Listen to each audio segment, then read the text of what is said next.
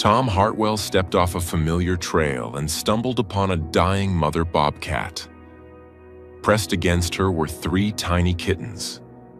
For 9 days, he brought them food, water, and medicine.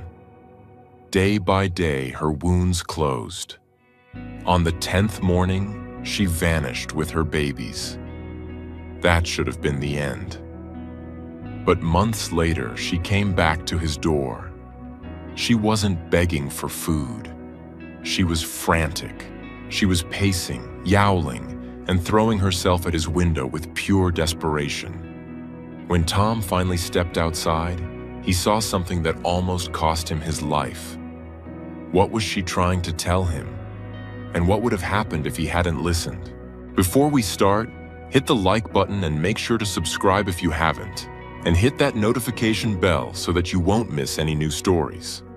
The morning Tom Hartwell found the bobcat, the sky over the Blue Ridge Mountains was the clearest it had been all spring. Sunlight poured through the canopy of white oaks and tulip poplars like honey through a sieve, painting everything gold and green. The air smelled of wild honeysuckle, warm earth, and the faintest trace of creek water running somewhere below the ridge. It was the kind of morning that made a man grateful he'd chosen this life. 63 years old, retired from the Appalachian Power Company, living alone in a one-room cabin he'd built with his own 2 hands on 40 acres of Virginia woodland. Tom had been walking the deer trail that wound behind his property, a route he'd followed nearly every day for the past 5 years. He knew every dip in the ground, every fallen log, every patch of fiddlehead ferns that came up each April like clockwork. He carried a walking stick he'd carved from a hickory branch, a canteen of water, and a leather pouch of venison jerky he'd dried the previous autumn. The woods were alive with birdsong that morning, warblers and thrushes filling the branches overhead, a pileated woodpecker hammering somewhere in the distance. It was the kind of day that made the world feel safe and whole, as if nothing bad could happen under a sky that wide and blue. That feeling shattered when he stepped off the trail to check on a spring he'd been monitoring for water levels and nearly put his boot down on a small, motionless body. He froze. Then he saw her. She was lying in a shallow depression between 2 mossy stones, her tawny coat matted and dull, her flanks barely rising with each shallow breath. A mother bobcat, maybe 40 pounds on a good day, but she looked like she'd dropped to 30. Her left shoulder was torn open, a ragged wound that had crusted over with dirt and dried blood, angry red at the edges where infection was already setting in. Her eyes were half closed, glazed with the unmistakable sheen of shock and dehydration. And pressed against her belly, tucked so tightly they seemed to be trying to breathe for her, were 3 kittens. They couldn't have been more than 5 or 6 weeks old. Still fuzzy, still round-faced, their spotted coats almost comically fluffy compared to their mother's lean frame. 2 of them had their faces buried against her fur. The third, the boldest perhaps, lifted its tiny head and stared at Tom with eyes that were enormous and impossibly blue, the way all young predators' eyes are before they turn gold. Tom's heart clenched like a fist had closed around it.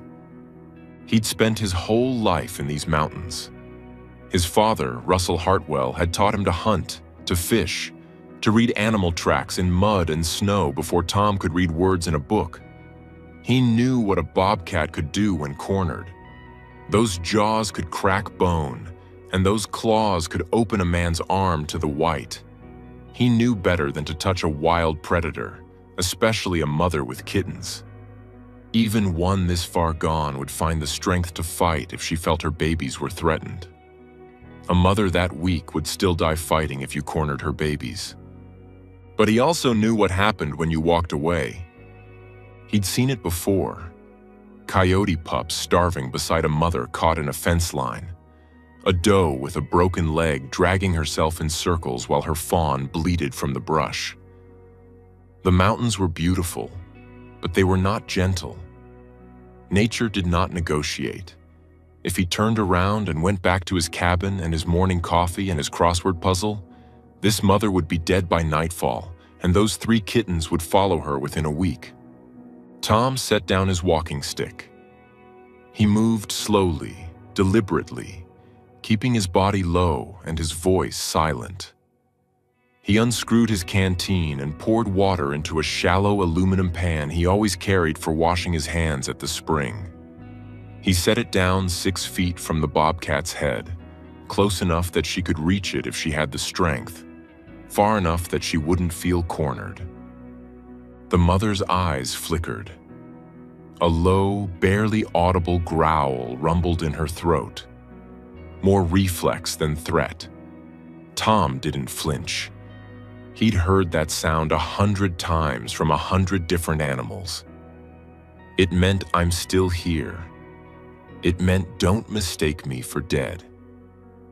I hear you, Mama, he whispered. I hear you just fine. Next, he pulled the jerky from his leather pouch. He broke it into small strips and scattered them in a loose semicircle about 4 feet from her nose. Not too close, not threatening, but close enough that the scent would reach her if the wind cooperated. Bobcats were obligate carnivores. The smell of dried meat might trigger enough of a feeding instinct to get something into her system. The wound was the hardest part.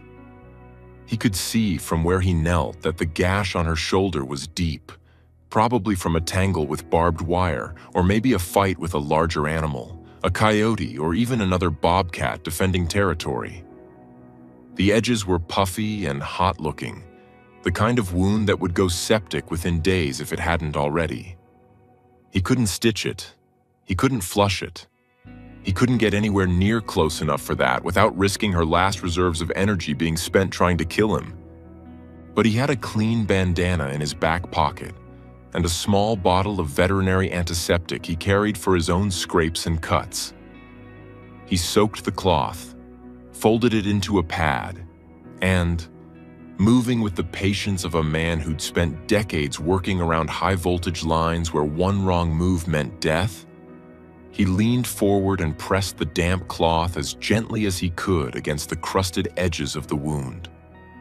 The bobcat hissed. Her lip curled back, showing teeth that were still white, still sharp, still very much the teeth of a predator. But she didn't strike. She was too weak, or too smart, or some combination of both that only wild animals understand. Tom held the cloth there for 10 seconds, dabbing away the worst of the grime and dirt. Then he pulled back, left the cloth draped over a rock nearby where its antiseptic scent might keep flies away from the wound, and stood up. He pulled a faded orange ribbon from his pocket, the kind he used to mark property lines, and tied it to a branch above the depression. Then he backed away, step by slow step, until the forest swallowed the little family from view. Tom came back that afternoon with more water, more food, and a purpose. He didn't approach the bobcat directly. Instead, he found a vantage point on a rocky outcrop about 50 yards uphill where he could see the depression through his old Bushnell binoculars without being seen or smelled. He settled in and watched. By early afternoon, the mother had moved. Not much. She dragged herself about 2 feet toward the water pan and was lapping at it with a tongue that looked too pale, too dry. The jerky strips closest to her were gone. The kittens were tumbling over each other nearby, pouncing on leaves and wrestling in the way that healthy kittens do, which told Tom that whatever was wrong with the mother, the babies were still getting enough milk to keep them going. For now. He came back the next morning, and the morning after that, and the morning after that. Each day, he replenished the water, left fresh meat, scraps from his own meals, a rabbit he'd snared specifically for this purpose, pieces of trout from the creek. Each day, he checked the wound from a distance, watching for signs of improvement or decline. He never got closer than 6 feet. He never tried to touch her again. He spoke to her sometimes, low and quiet, the way you'd talk to a skittish horse or a frightened child. Not because he thought she understood the words, but because the cadence of a calm human voice was better than silence, which animals associated with stalking. On the 4th day, the wound looked different. The angry red edges had begun to pale, and the crusting had changed from the dirty brown of infection to the cleaner, darker scab of healing tissue. Tom felt something loosen in his chest. On the 6th day, the mother was sitting up when he arrived, her kittens nursing in the dappled morning light that filtered through the canopy. Her eyes tracked him with sharp, clear intelligence. No longer glazed, no longer dim. She watched him set down the food and water with an expression that wasn't quite trust, but was something adjacent to it. Tolerance, maybe. Acknowledgement. On the 9th day, she was gone. Tom found the depression empty, the last of the water pan untouched, the orange ribbon fluttering in a breeze that smelled like coming rain. He searched the immediate area and found tracks, 4 sets of them, 1 large, 3 small, heading north along the ridge toward the deeper timber where the oldest hemlocks grew in cathedral-like groves. She'd waited until she was strong enough to travel, and then she'd taken her family deeper into the wilderness, away from the trail, away from him, back into the world where she belonged. Tom stood there for a long time, his hand on the orange ribbon, feeling the wind on his face. He was surprised by the sudden tightness in his throat, the unexpected sting behind his eyes. He'd done the right thing. He'd given her a chance, nothing more. What she did with it was her own business. That was the deal you made with wild things. You helped when you could, and you let go when it was time. He untied the ribbon and put it back in his pocket. "Go on, Mama," he said to the empty forest. "You take care of those babies." The trees didn't answer. They never did. But the light that fell through their branches was warm and steady, and the woods hummed with the 10,000 small sounds of life going on. And Tom Hartwell walked home feeling like maybe he'd settled a debt he didn't know he owed. Summer passed in its slow Virginia way, hot and green and full of thunderstorms that rolled over the mountains like freight trains, shaking the cabin and filling the creeks until they roared. Tom kept to his routines. He tended his small vegetable garden, patched the cabin roof where a branch had punched through during a June storm, fished the creek for brook trout, and drove his old Ford pickup into the town of Floyd every 2 weeks for supplies. He thought about the Bobcat sometimes, usually in the evenings when the light went amber and the whippoorwills started up.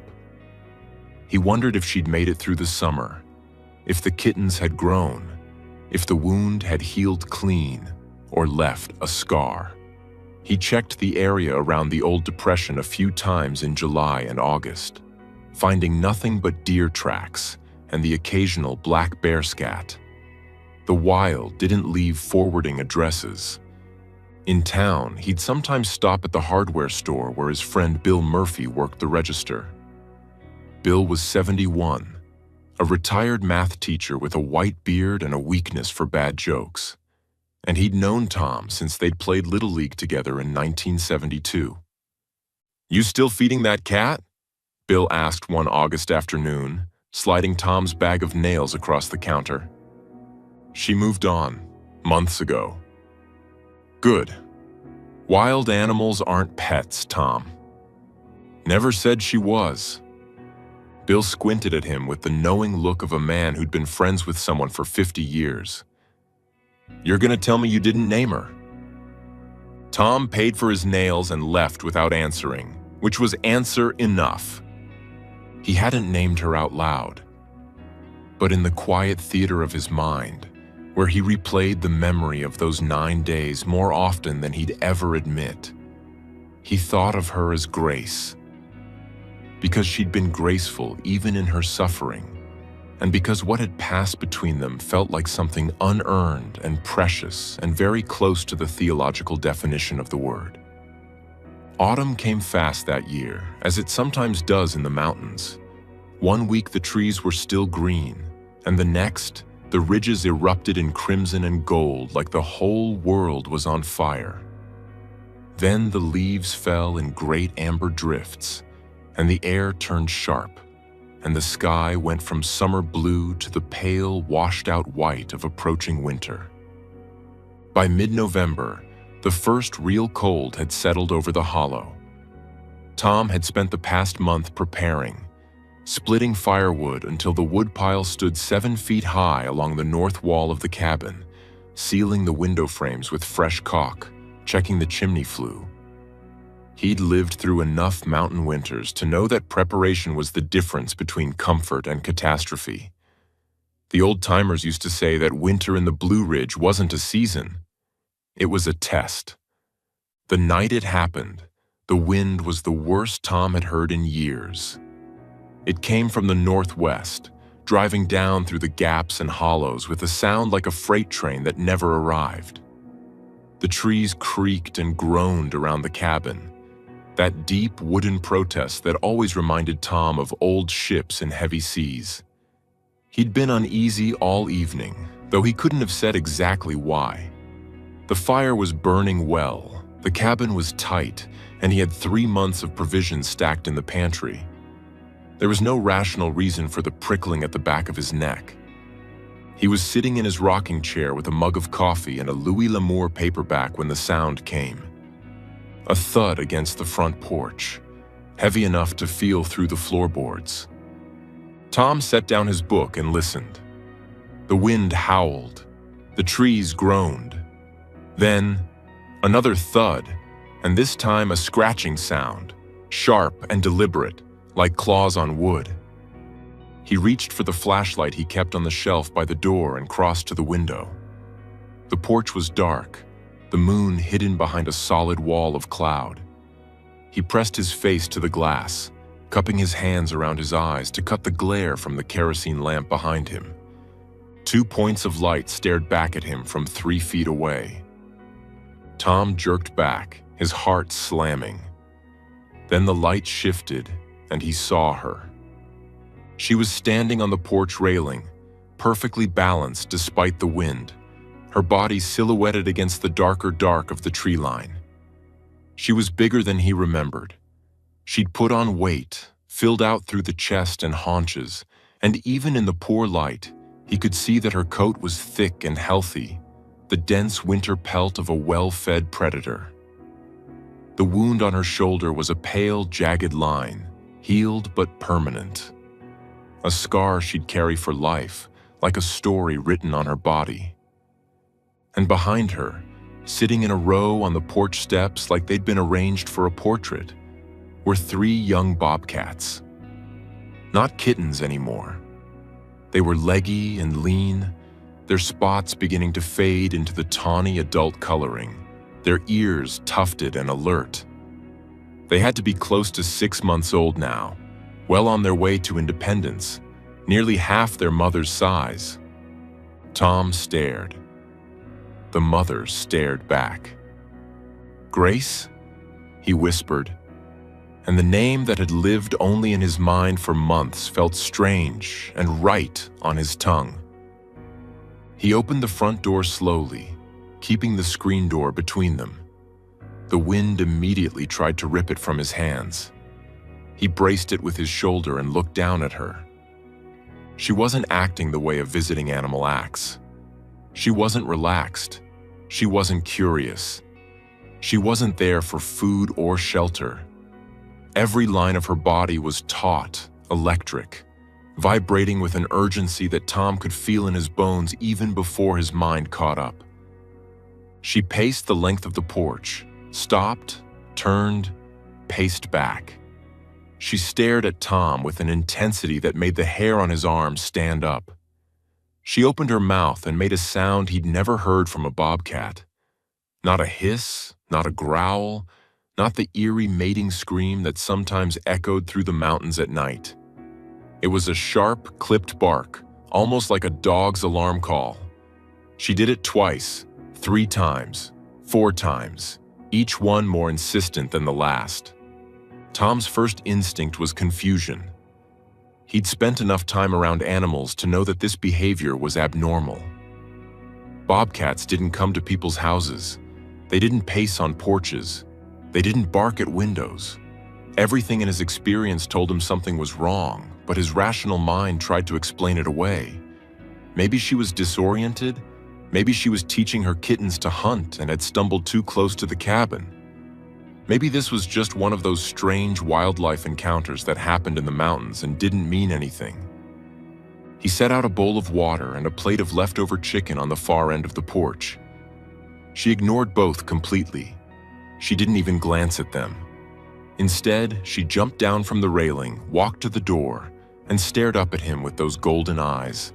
And the intensity in them was so fierce, so focused, that it stopped him mid-thought. Then she did something that changed everything. She backed up 3 paces, crouched, and lunged at the window glass with both front paws. The impact was hard enough to rattle the frame. The kittens scattered off the steps, then immediately reassembled, watching with wide, round eyes. Grace landed, turned, and lunged again. And again. Not trying to break through, a bobcat that wanted through glass could manage it easily enough. This was communication. This was deliberate.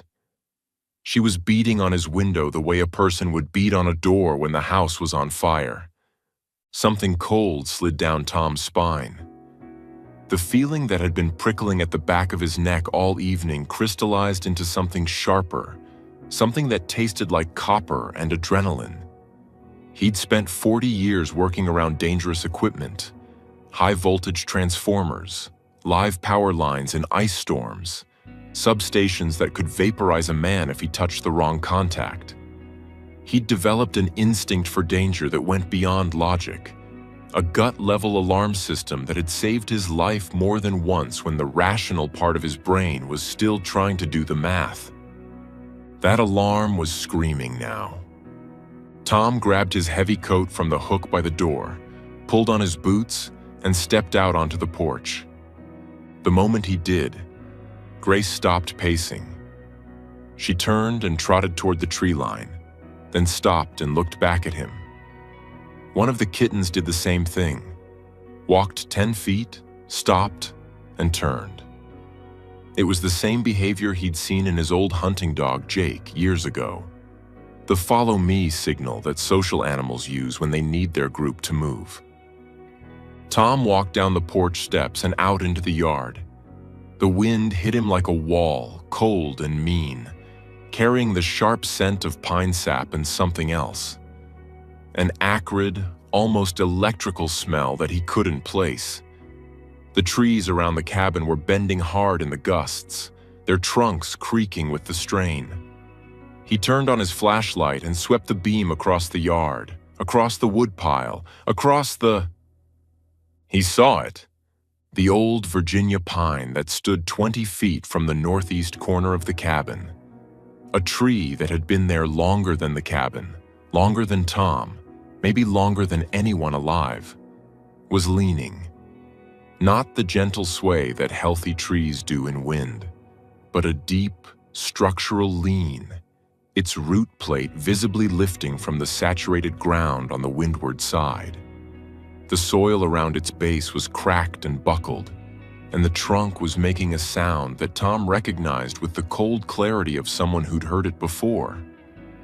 The deep, fibrous groan of wood being stressed past its breaking point.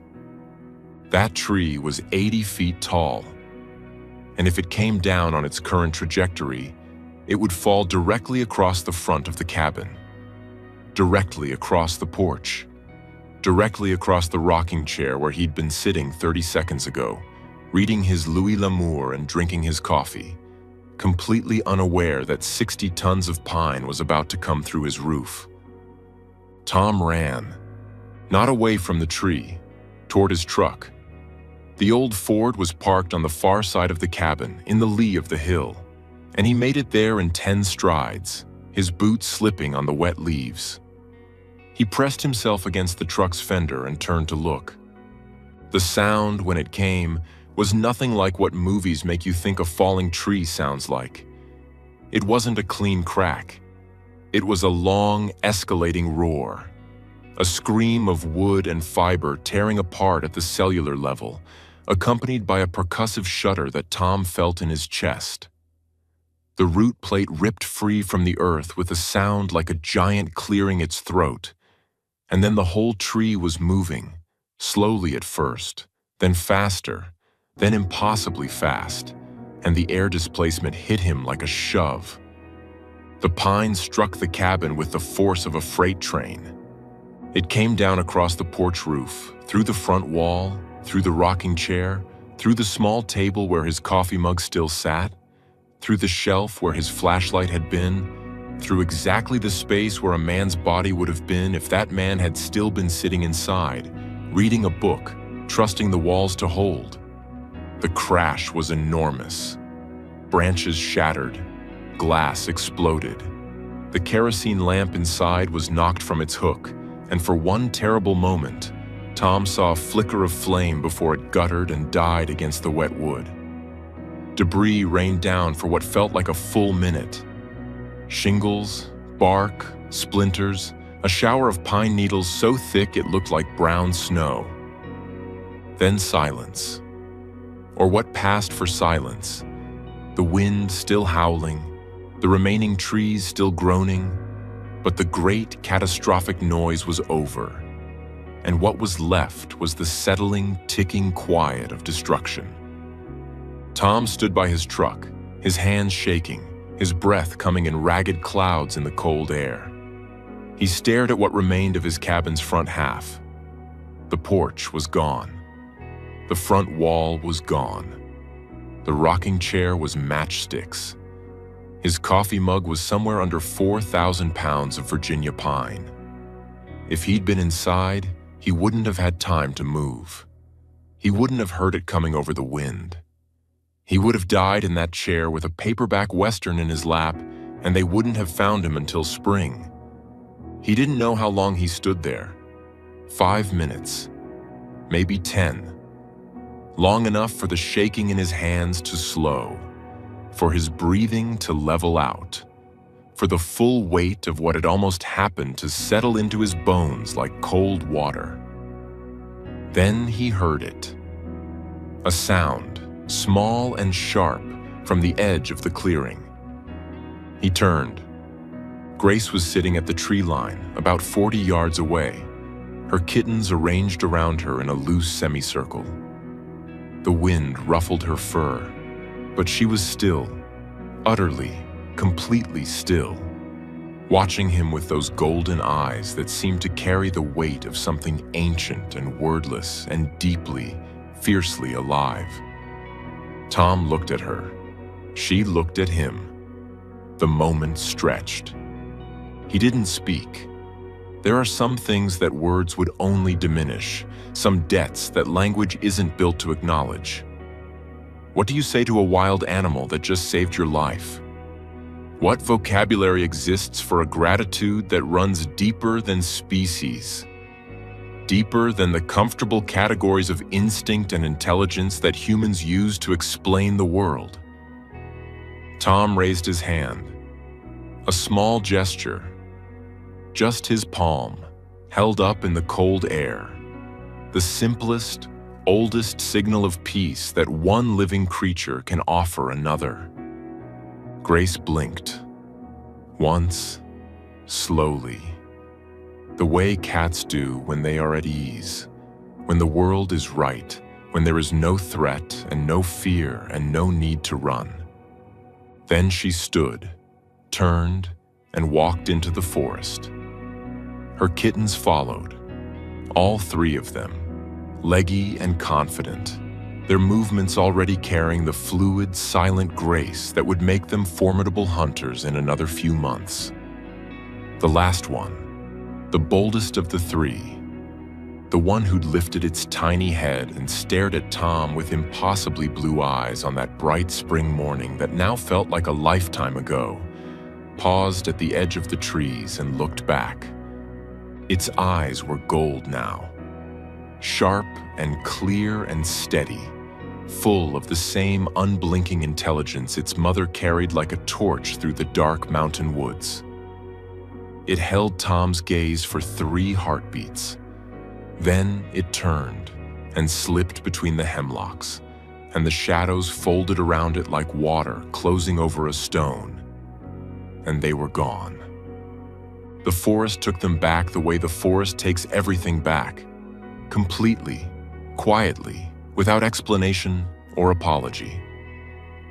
Tom Hartwell spent the rest of that winter in Floyd, sleeping on Bill Murphy's guest bed and enduring more bad jokes than any man should have to bear. By March, with help from neighbors and a crew of young men from the volunteer fire department, he'd rebuilt the cabin. Stronger this time. The new porch was wider, set further from the remaining trees, and he'd reinforced the roof with steel brackets that could hold up a car. He never saw Grace again, though sometimes on quiet evenings when the light went soft and golden through the trees, he'd find tracks on the old deer trail. The distinctive round, 4-toed prints of a bobcat, sometimes alone, sometimes accompanied by smaller sets that grew a little larger each season. He'd stand there and look at them, and he'd smile the private, knowing smile of a man who carries a story he'll never quite be able to tell, because the people who'd believe it don't need to hear it, and the people who need to hear it wouldn't believe it. Bill asked him once, over coffee at the Floyd Country Store, if he really thought that Bobcat had come to warn him. Tom stirred his coffee and looked out the window at the mountains, blue and ancient against a sky so clear and bright it almost hurt to look at. "I think," he said slowly, "that we spend so much time deciding what animals can't do that we forget to watch what they actually do." Bill waited for more. Tom didn't offer any. Some stories belong to the people who lived them, and some stories belong to the mountains, and the best stories, the ones that keep a man warm on the coldest nights and remind him that the world is wider and stranger and more generous than he'll ever understand. Those stories belong to the space between a man and a wild animal, who looked each other in the eye and decided, against all logic and all instinct, to trust. On a shelf in the rebuilt cabin, next to a faded Louis L'Amour paperback and a new coffee mug, Tom kept a single item, a worn orange ribbon, still carrying the faintest scent of pine and wild mountain air. Visitors sometimes asked about it. Tom would pick it up, turn it in his weathered hands, and say it was just a piece of marking tape. But on quiet evenings, when the fire was low and the whippoorwills were singing and the warm light from the cabin windows spilled out into the soft Virginia darkness, he'd hold that ribbon and remember a morning when the sky was clear and bright and the mountains were alive with birdsong, and he'd stepped off a trail and found something broken and had chosen, simply, quietly, without ceremony, not to walk away. And he'd remember golden eyes in the darkness and the sound of 4 wild heartbeats disappearing into the trees, and a debt repaid in the only currency the forest knows, one life for another, given freely under the wide and ancient sky.